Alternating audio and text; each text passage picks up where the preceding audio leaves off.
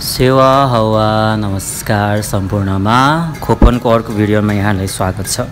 आजको यस भिडियोमा म चामलिङ भाषी राईहरूको जन्म संस्कार न्वारन लगायतका विभिन्न संस्कारका बारेमा यहाँनेरि हाम्रो यो किरात राई भाषीहरूको जन्मदेखि मृत्यु संस्कार साखुङबारा काङमाङ नरेश राईद्वारा लेखिएको पुस्तकबाट केही कुराहरू यहाँहरूमा सेयर गर्नेछु, साझा गर्नेछु, बताउनेछु।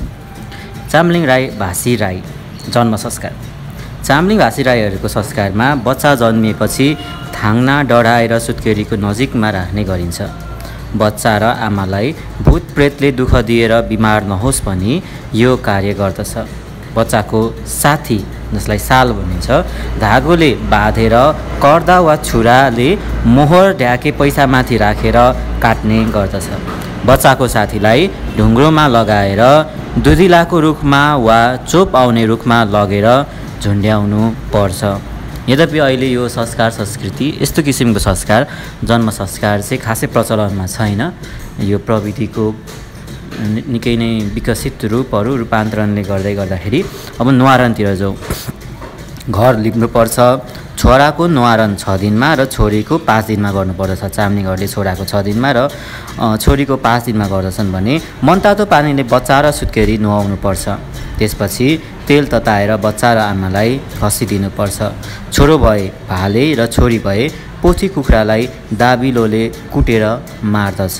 छोरा भए भाले, छोरी भए पोथी कुखुरालाई दाबिलो भन्ने कुटेर मार्नुपर्ने रहेछ। त्यसपछि बोजू वा बुढापाकाले कुखुरालाई नाङ्लोमा राखेर दाबिलो समाएर आमा र बच्चालाई आशिष दिँदै वरिपरि घुमाउँदै पुज्ने गर्दछन्। जेठो पाखो जान्ने बुझ्नेद्वारा आशिष दिने गर्दछ। आशिष दिँदा भन्ने गर्दछन्। यो चाहिँ आफ्नै भाषामा भन्ने गरिन्छ, तर यो चाहिँ एक प्रकारको मुद्दुम नै हो।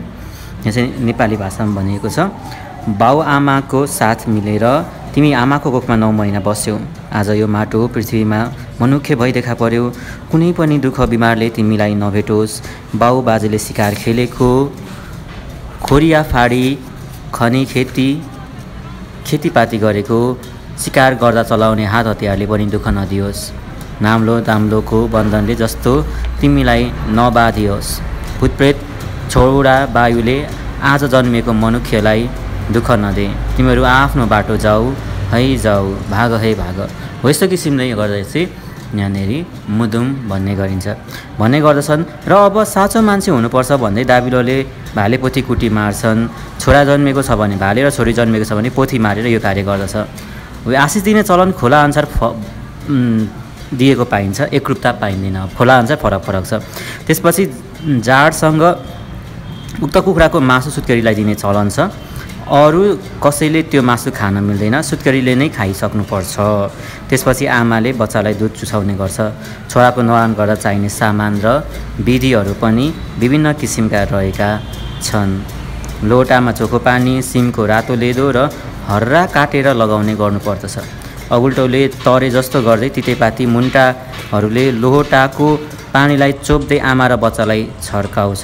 घरभित्र रहेको पितृहरूलाई पनि छर्केर चोखाउने गर्छ। घर लिप्ने बाउको पुरानो लुगाको आमाले बच्चाको लागि ढाक्रे हन्जु सिलाई दिने चलन रहेको छ।